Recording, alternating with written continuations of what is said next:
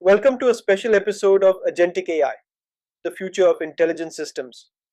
Joining me today are two AI collaborators, familiar voices in this series, who will take the lead in exploring something personal and timely. My new book, The New AI Engineering Mindset: Navigating Uncertainty and Opportunity in the Age of Intelligent Machines.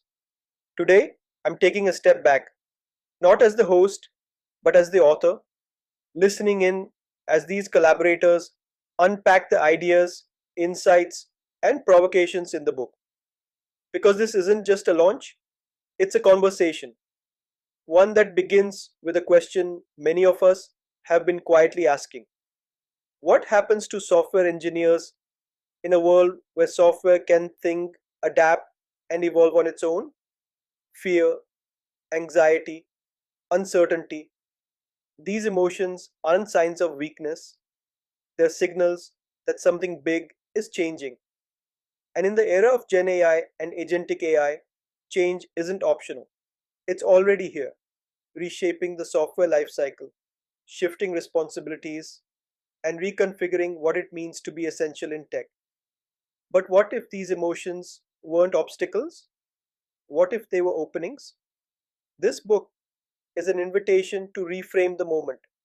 It's a guide to navigating change, not just with technical tools, but with a transformed mindset, one grounded in curiosity, resilience, and human values. It offers practical playbooks for engineers, strategies for overcoming role anxiety, and the human stack model for evolving leadership. It also dives deep into transforming the software development lifecycle with Gen AI and Agentic AI, offering real world examples across engineering functions. So much of what we hear about AI today focuses on disruption and fear. But this book and this episode are about something different: agency, the ability to choose your path, shape your career, and contribute meaningfully in the age of intelligent machines. Let's now turn to our AI collaborators as they reflect on the key ideas, challenge their assumptions, and highlight the actionable insights they took away from the new AI engineering mindset. Thank you for joining us.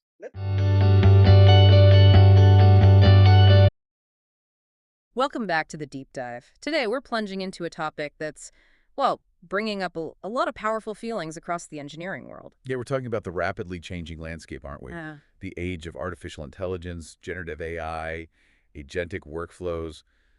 It's a lot. it really is. And it Yeah, feels different this time, doesn't it? absolutely does. For many engineers, these shifts aren't just technical updates. They're hitting closer to home, touching on personal feelings. Things like fear, anxiety. Exactly, a real sense of uncertainty. I mean, these new technologies are challenging the very foundations of traditional roles, the skills people spent years, maybe decades, mastering. Absolutely. You see AI co-pilots writing code, intelligent agents designing circuits, testing systems, sometimes faster than you ever could. Right. And it's natural to ask, okay, what does this mean for me? What about my expertise? But here's the fascinating insight we want to dig into today, drawing heavily from our source material. What if these feelings, the anxiety, the uncertainty, what if they aren't just roadblocks? What if they're invitations? That's a powerful idea. Yeah, invitations to maybe rethink skills, evolve roles. And potentially step into completely new kinds of influence. Yeah, Thinking about how tech is conceived, built, deployed. precisely. And that core idea, turning that initial apprehension into real agency, is central to the book we're focusing on today. Which is the new AI engineering mindset, navigating uncertainty and opportunity in the age of intelligent machines by Naveen Balani. Right. This book really aims to provide a practical roadmap for engineers, for leaders, helping them move beyond just reacting to this uncertainty. Towards proactively shaping what comes next. It's not just about understanding the latest AI model, it's really about mastering the human side of this huge transformation. And the author, Naveen Balani, stresses it's meant to be practical. It offers frameworks, applied examples, models, like this concept called the human stack we'll get into. Yeah, it's designed to help navigate the change, harness tools like Gen AI responsibly, and lead with clarity even when things feel really uncertain. It even has a big case study on transforming the SDLC. So that's our mission for this deep dive. unpack the key insights from Balani's work. We want to explore how you, the listener, can potentially move from that anxiety to genuine agency and not just survive, but really define this next era of engineering. Okay, let's start at the beginning then. Why does this AI wave feel so fundamentally different? Engineers have always adapted, right? Totally. I mean, think about the history. Slide rules to calculators, Drafting tables to CAD software. mainframes to the cloud, Yeah. new tools, new skills. That's kind of the name of the game in engineering. It is. That's a crucial point. Adaptation is baked into the profession. But those previous shifts, even the big ones like the internet or personal computers, they seem to unfold at a more human pace. Right, you had time. You could take months, maybe a year or two, to really learn a new language, see how a new architecture worked in practice, experiment. And gradually master it over a period of years. There was a learning curve, sure, but it felt climbable. You could see the path. Exactly. The industry adapted alongside you. Standards emerged, best practices got hammered out, universities updated courses. It was evolution, but the steps felt, manageable. But this current AI wave, it doesn't feel linear anymore. It feels exponential. It really does. The Yep. speed, the scale, it just defies comparison with past shifts. We're talking about algorithms and models evolving dramatically in months, not years, sometimes even weeks. Tools that were maybe research papers last year are now being integrated directly into core workflows. Think about AI copilots sitting right in your code editor. They're changing how code gets written, debugged, maintained, like right now, in real time. And we're seeing these intelligent agents tackling complex tasks, designing circuit elements, running massive test suites, even proposing novel solutions. And often doing it way faster than human teams could, sometimes finding paths humans wouldn't have thought of. So it's this speed, this acceleration across so many different fronts at once, coding, design, testing, analysis, that's really unprecedented. And that, according to the book, is a key driver of that anxiety and uncertainty we mentioned. When the tools and processes you rely on are being redefined so quickly, it's completely natural to feel like the ground is shifting under your feet.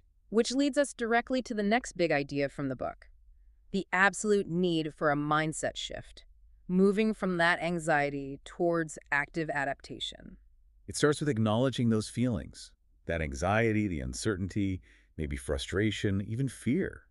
These aren't signs of weakness. The book is really clear on this. They're universal, totally natural responses when your expertise, your ways of working are being challenged so profoundly from the outside. And it's good to notice how that discomfort shows up. Sometimes it's obvious, worry about job security. But sometimes it's more subtle, right? Like Yeah. frustration with a new AI tool that feels clunky or unpredictable. Or maybe a reluctance to experiment because you're worried about looking like you don't know what you're doing. Or even dismissing the tech as just hype, maybe as a defense mechanism. Recognizing and actually naming those specific feelings is step one. Am I worried about my niche skills becoming obsolete? Am I frustrated by vague AI outputs? Am I hesitant to trust this tool for a critical task? Putting words to it gives you clarity. And that clarity is what empowers you to move to the next step, reframing. Reframing uncertainty. That sounds like consciously trying to shift your perspective. Exactly. It's about transforming those challenging feelings.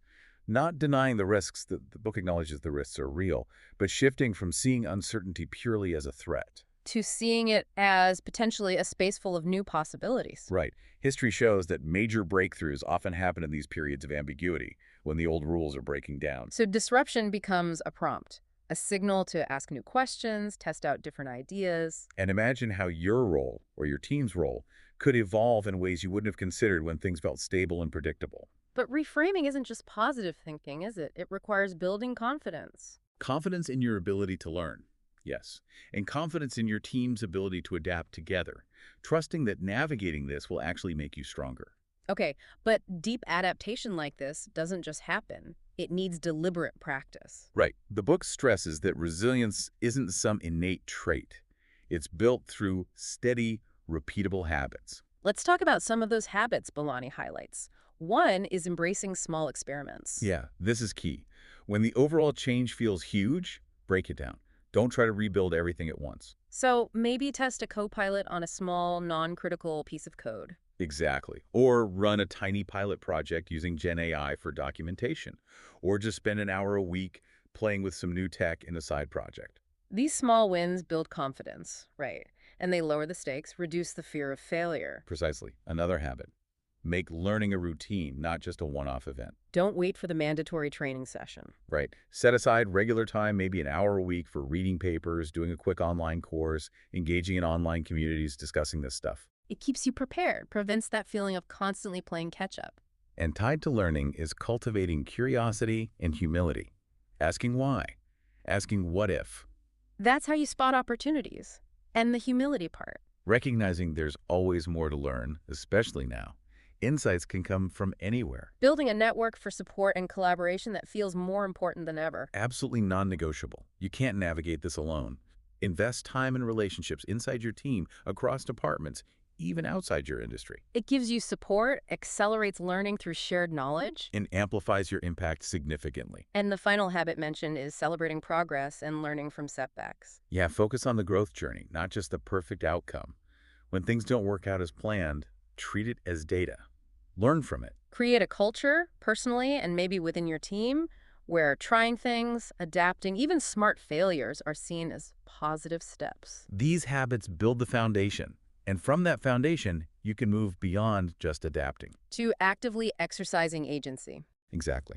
This is a key transition the book explores, moving from anxiety to agency. It's not just about coping, it's about actively shaping your environment. Seeing yourself as a shaper, not just someone reacting to changes happening to you. Right. And the book outlines concrete ways engineers exercise agency. One is through initiative. Don't just wait for tasks to be assigned. Look for needs. See an inefficient workflow. Propose an AI-augmented improvement. Lead a pilot program for a new tool. Taking initiative makes you a catalyst. Stewardship and advocacy will also come up. This feels really critical with AI. Hugely.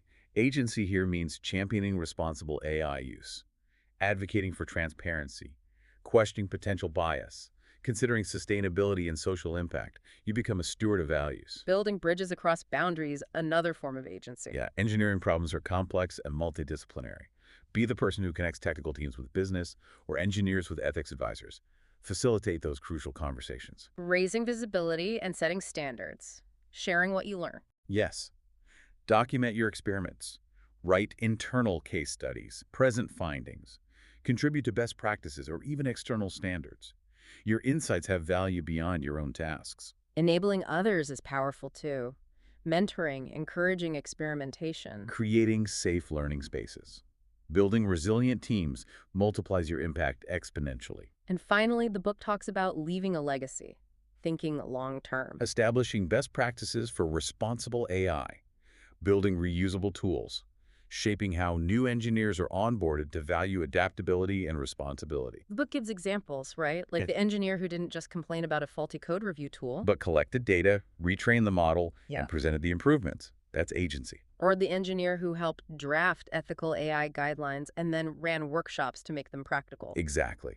Agency is about initiative, connection, and stewarding values, whatever your role. And achieving that agency fundamentally shifts the question It moves from what jobs will be left for engineers to what incredible things can engineers achieve in partnership with intelligent machines. The path isn't resistance. It's leading the collaboration. This idea of partnership really reframes the engineer's role, especially with agentic systems that can act more autonomously. The book introduces these golden rules of delegation here. Yeah, it's about becoming an orchestrator, mastering how to define the what, guide the how, and always own the why. Let's break that down. Defining the what, that's setting the objective, right? The boundaries, the overall intent. Exactly. The human engineer owns the problem definition. You state the goal clearly, whether it's generating tests, migrating data, analyzing patterns. You also own the high-level workflow design, how humans and AI will interact. Okay, so you own the what do you delegate? You delegate the execution of well-defined tasks within that what? Routine processing, code generation based on your specs, data cleaning. You delegate the step-by-step prompting. So the golden rule for the what is, engineers must own the objective, the intent, the overall workflow design. AI can execute, but you define the right problem to solve. Precisely. Then comes guiding the how. This is where human experience and judgment come in. Supervising the AI, fine-tuning, especially when things get tricky or ambiguous. Yes. You own the supervision and, crucially, the judgment, applying your domain knowledge to refine, override, or redirect the AI. Handling edge cases it missed, correcting odd outputs. What can you delegate in the how? routine tasks clearly within the AI's known capabilities. You can also let the AI learn from feedback in familiar areas, but you keep the oversight, especially for critical or novel situations. So the golden rule for the how. Engineers use their experience and judgment to guide, refine, and override AI, especially where knowledge is incomplete or nuance is needed. And finally, the most critical part, owning the why. This is about accountability, right? Even if you delegate Yeah, tasks. absolutely. You own the interpretation, validating the AI's results, ensuring they align with the purpose. You own the strategic monitoring, assessing the overall impact, anticipating consequences. And you absolutely own the accountability for the value, the ethical impact, the trustworthiness. You can't delegate responsibility. Never. What you might delegate are things like routine status reports or basic system health checks generated by the AI, freeing you up for the strategic assessment. The golden rule for the why. Engineers always own the why, interpreting, validating, and being accountable for every AI-driven outcome. The book argues the best engineers become these orchestrators. They architect the what, guide the how, and own the why for the whole system. Which leads nicely into designing the actual human AI workflows. It's not enough just to have the tools. You need to intentionally design how humans and AI collaborate. Like any effective team, it needs clear goals, clear roles, orchestrated interactions. AI can boost capacity, speed up iteration, find patterns. And engineers add the vital context, judgment, and experience. So what are the strategies for designing these seamless workflows? The book mentions defining objectives clearly first. Yes, AI needs specific goals and constraints. Ambiguity leads to trouble. Then mapping roles. What does the AI do? What does the human do? AI might surface patterns, draft options, act as a co-pilot. Humans direct, evaluate, make complex judgments, manage the process. Orchestrating interactions is key too. Designing the handoffs, the validation points, how exceptions are handled, It has to be deliberate, not accidental. and building in learning and feedback loops. Crucial. Engineers review and correct AI output, and the AI ideally learns from that feedback. It becomes a partnership that improves over time. And ensuring transparency and explainability throughout the workflow. Knowing who did what and why. Essential for debugging, accountability, and building trust. Decisions need to be traceable. The book uses an example like LLM summarizing legal docs, but lawyers still review to ensure legal intent is met. Exactly. It's about creating a system stronger than the sum of its parts. And that brings us squarely to trust. It's foundational. Absolutely. And trust isn't automatic. The book stresses it must be designed, maintained, and demonstrated. Systems need transparency, explainability, and human oversight baked in. Prioritizing explainability seems paramount. Being able to ask, how did the AI get this result? Yes, providing audit trails, decision paths, showing the reasoning or key data points, like an LLM highlighting its sources, or a co-pilot annotating suggestions. Making oversight routine, not optional. Human in the loop for critical decisions. It's a safeguard. Designing workflows so that critical judgments, ambiguous outputs, or high-impact changes must be reviewed by a qualified person. Think doctors reviewing AI diagnoses, or risk officers approving automated trades. Designing for monitoring and alerts is also key for ongoing trust. AI models can drift. You need continuous monitoring for anomalies, performance issues, unexpected outcomes, dashboards, real-time alerts, escalation triggers. And fostering a culture of transparency, being open about AI use, its limits when humans are needed. Encourage healthy skepticism. Provide clear documentation. Regularly validating and auditing performance seems crucial too. Systems change, the world changes. Periodic audits for accuracy, fairness, unintended consequences involving domain experts. And learning from failures and feedback. Root cause analysis, sharing findings, updating processes based on what you learned, actively soliciting feedback. The book gives examples like auditable AI resume screening or smart infrastructure alerts needing human investigation or legal teams reviewing AI-generated clauses. Embedding these practices builds trust. And this focus on trust flows directly into the broader need for responsible engineering, which the book frames as non-negotiable. Right. Balani makes the point that every technical solution today is also a social and moral one. Engineers have new, profound responsibilities. Safeguarding privacy, ensuring fairness, preventing bias, weighing social and environmental costs. It's a huge shift. And ignoring this isn't just bad ethics, it's bad business. Penalties, reputation damage, loss of loyalty. Prioritizing responsible engineering protects users and ensures long-term success. The challenges are amplified by AI's power and scale, its integration into decisions, the risk of unintended consequences. And the fact that trust is now a fragile strategic asset. The book outlines key principles for ethical frameworks, fairness and inclusion. Serving users equitably. Scrutinizing data for bias, testing outputs for disparate impact, involving diverse voices in design. For Gen AI, crafting prompts and filters to minimize harmful output. Privacy and security fundamental, protecting data throughout its life cycle. Consent, access controls, encryption, the basics, but applied rigorously. Transparency and explainability, making logic and data clear, documenting decisions and assumptions. Accountability and governance, clear owners, escalation paths, auditable trails of changes and decisions. And environmental and societal impact, considering the carbon footprint, job impacts, seeking shared value. Practical frameworks exist, i.e. EU guidelines, ISO standards which organizations can adapt internally. Responsible engineering is continuous. Asking questions, welcoming review, pausing if risks are too high. This includes rigorous risk assessment and mitigation too. No system is risk-free. You have to systematically identify, assess, and address risks. It's an ethical duty. The book outlines steps. Identify risks, technical, operational, ethical, societal. Assess severity and likelihood. What's the impact? Consider cascading effects.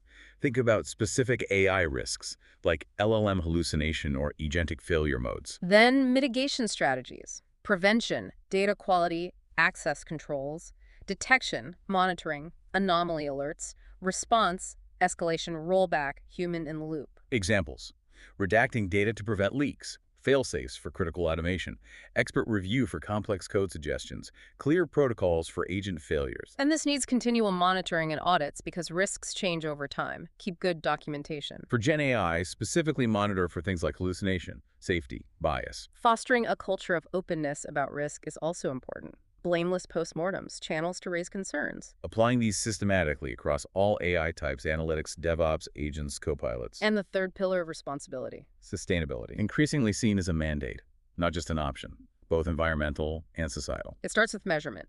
Track carbon footprint, resource usage, compute, data storage. Optimize for efficiency, lean algorithms, model pruning, efficient infrastructure, and importantly, optimize prompts for LLMs and agents. Shorter, clearer prompts use less computation, reducing cost and carbon. Explore concepts like lean agentic AI.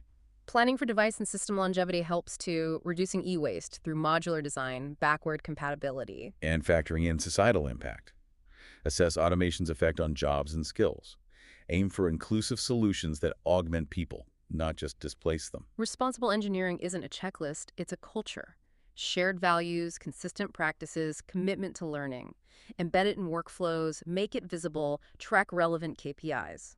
Celebrate teams that find risks or propose greener solutions. It's an ongoing journey. So given all this change and responsibility, what skills actually matter most for engineers now? That's where the book introduces the human stack. The idea is that in the race to keep up, the most valuable asset isn't the AI itself. It's the human who knows how to leverage it effectively and responsibly. Exactly. The human stack is this collection of skills, attitudes, values that set resilient engineers apart. It's about balancing technical depth with human capabilities like creativity, ethics, and lifelong learning.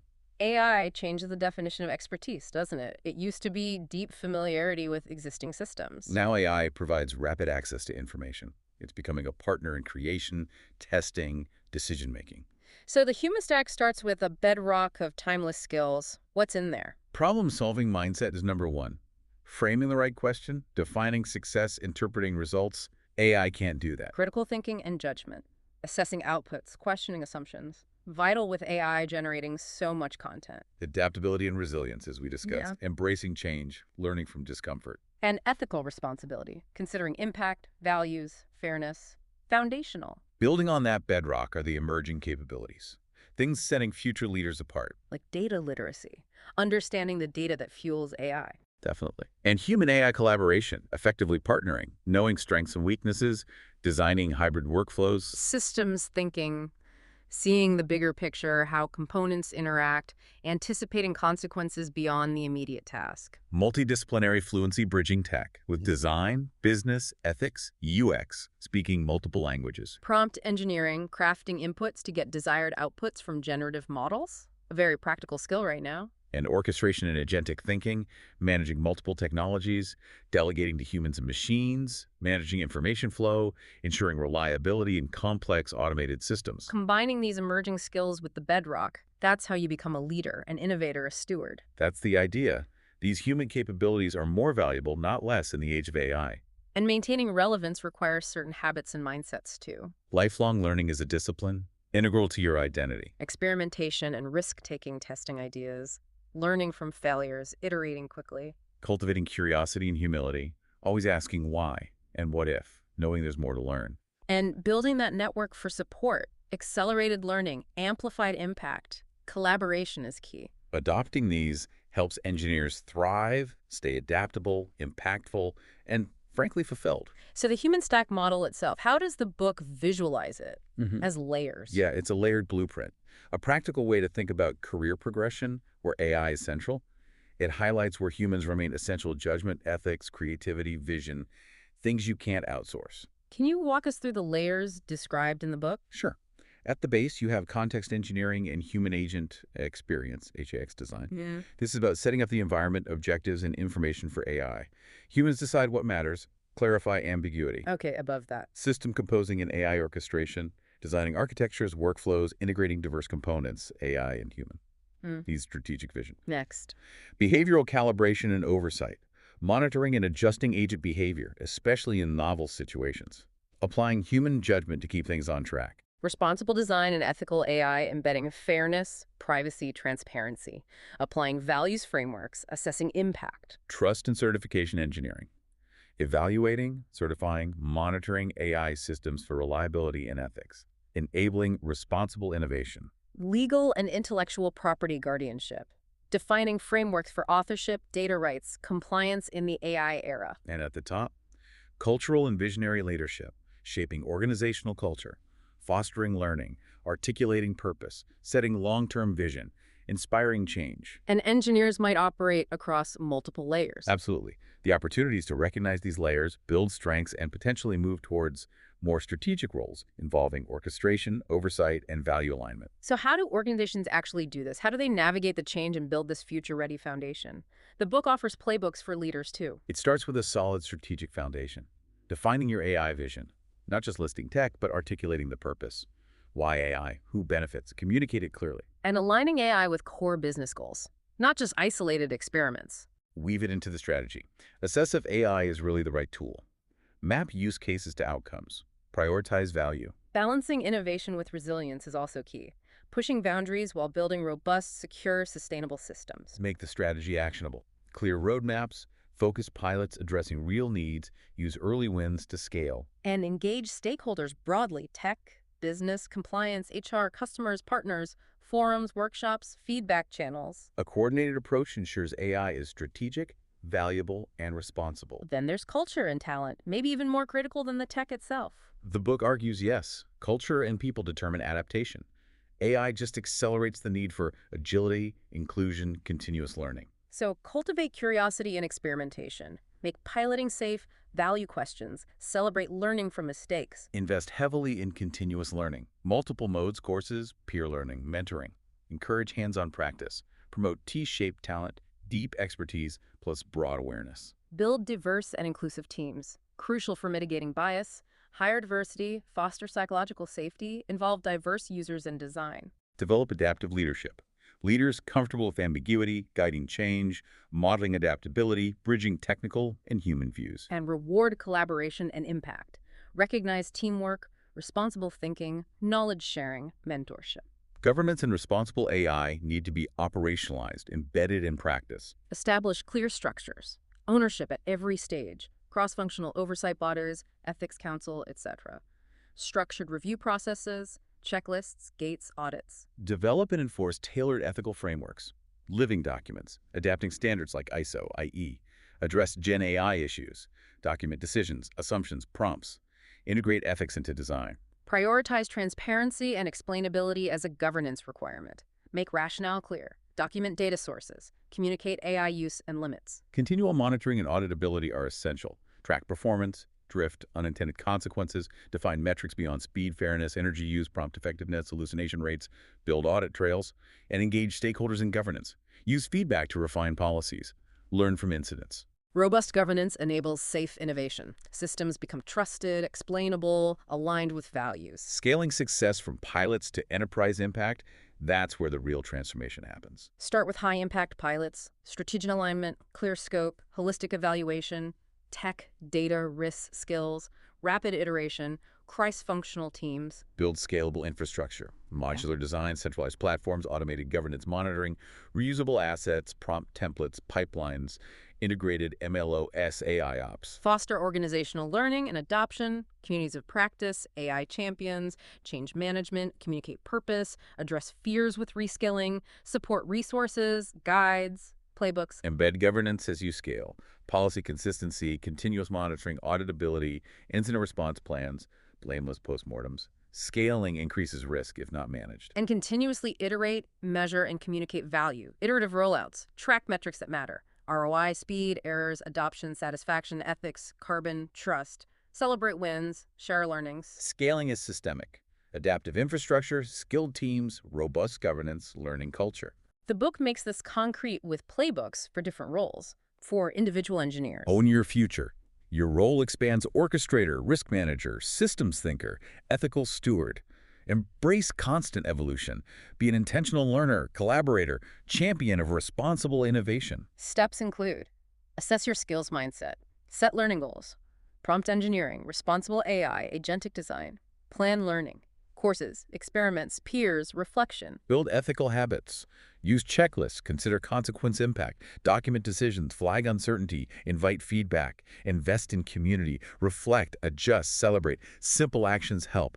Block learning time, run small experiments, keep a log, join a group. For team leads, Your catalysts, guide adaptation, ensure Intact is responsible. SEPs, set shared vision, connect tech to purpose, run team learning sprints, foster experimentation feedback, safe space, learning over perfection, operationalize ethics, checklists, champions, monitoring, build collaboration, measure, reflect, sustain, actions, launch a learning sprint, integrate ethical checks, start retrospectives, share case studies. And for leaders and organizations, architects of the future-ready organization. Steps, articulate AI vision, seek feedback, build agile structures, empower teams, institutionalize responsible AI governance, boards, reviews, frameworks, invest in talent learning culture, continuous learning, P skills, diversity, adaptive leadership, standardize infrastructure tools, scalable platforms, reusable assets, automated governance, measure, iterate, communicate impact, holistic metrics, share stories, actions, draft refine vision, launch pilots, mandate reviews, start learning initiatives, open dialogues, and across all levels, that theme of reflection and iteration comes through strongly. Absolutely. Success is a cycle. Action, feedback, adaptation. Learn from experience. The book suggests frameworks, weekly, monthly retrospectives for individuals, tried, struggled, learned, next. Document learnings, log, cheat sheets, celebrate wins, treat setbacks as data. For teams, sprint retros, learned, worked, ethical lessons, breakdowns. Invite feedback, share lessons. For organizations, quarterly impact reviews, pilots scaled, risks addressed, bottlenecks, stories. Evolve policies based on feedback, benchmark. Institutionalized learning. Reflection prompts help. What changed how we work? Where did failure reveal opportunity? Are ethical standards fit? Who else was needed? What habit to drop? Continuous iteration driven by reflection is the key ally. To make this even more tangible, the book includes that detailed end-to-end case study, transforming the SDLC with Agentic AI at Nukes Tech. Focusing on an intelligent code reviewer integrated into DevOps. Right, it illustrates orchestration and the human stack in a very practical way. Why Agentic AI for code review? Manual review is slow, inconsistent. Basic automation is limited. Agentic AI can orchestrate specialized checks, security, style, sustainability, domain logic, combining speed, consistency, and human oversight.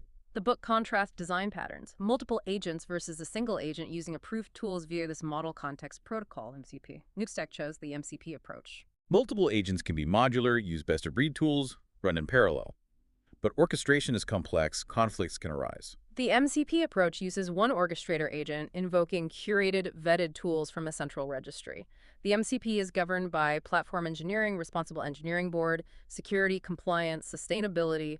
Only approved tools are available. Pros of MCP: lower complexity, strong governance, auditable tools, rapid updates via the central registry. Cons: Flexibility limited by registry, maybe less AI native, risk of agent complexity. Nudi's tech chose MCP for trust, regulatory alignment, and embedding sustainability.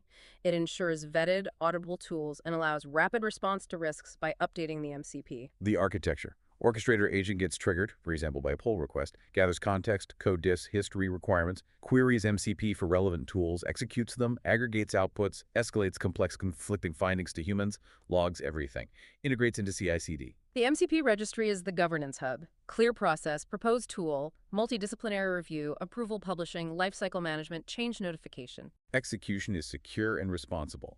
Only MCP tools allowed, every invocation logged, updates managed centrally, feedback improves tools. The workflow.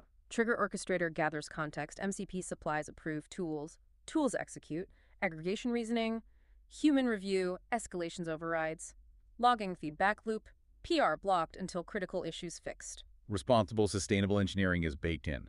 MCP versions tools, logs actions, links decisions to standards, GDPR, PCI DSS, WSCI, SO, SCI. Key checks can't be bypassed, auditable decisions, sustainability checker included, findings reported. Continuous improvement loop. Human feedback, incidents, refined prompts, tools, logic, MCP content, shared ownership of MCP across relevant teams, culture of responsibility fostered. The example walkthrough, payment module PR, shows it finding diverse issues, security, privacy, domain logic, sustainability, dependency, via selected MCP tools. Orchestrator aggregates, escalates blockers to human reviews, provides context, requests action, learnings feedback, fully logged. Key lessons from Nuke's tech. Modularity extensibility. Governance auditability, central MCP. Continuous feedback learning, humans as educators. Balance automation oversight, escalate judgment. Responsible sustainable by default, measure communicate outcomes. It shows SDLC transformation is holistic workflow, culture, values, governance. Which brings us to the final powerful theme, the orchestrator's edge. Why human engineering vision remains essential. Despite AI's power, it lacks purpose, direction, meaning. Yeah. Humans provide that. AI processes, generates, suggests, but can't define the destination or see the whole system. The book contrasts automation, eliminating tasks, accelerating delivery, with orchestration. AI expands automation hugely. Agentic frameworks delegate chunks of work. But orchestration is different. It's architecting systems of collaboration, human AI, balancing efficiency, context, speed, responsibility, scale, meaning. It requires that new mindset. The human stack is its foundation. The orchestrator provides the why. Defining meaningful objectives. Automation needs intent. Orchestrators ask, what problem really needs solving? For whom? What's the impact? Fairness, sustainability, what are the boundaries? AI can't answer these. Aligning technical decisions with that purpose and values is key. Embedded in workflow design, risk management. This leads to the orchestrator's legacy, building enduring systems. Designing for the long view. Durable patterns, modular, transparent, resilient architectures, instrumentation for ongoing insight, metrics, feedback, audits, knowledge transfer, living docs, mentorship, reflection. Shaping culture too. Modeling responsible practice, celebrating learning, safety for dissent, fostering responsible experimentation, sandboxing, recognition for responsible behavior, and raising the bar for the profession. Inspiring stewardship, sharing frameworks, open sourcing, influencing industry regulation, shaping expectations for trustworthy AI. The book frames this moment as an invitation to write the next chapter.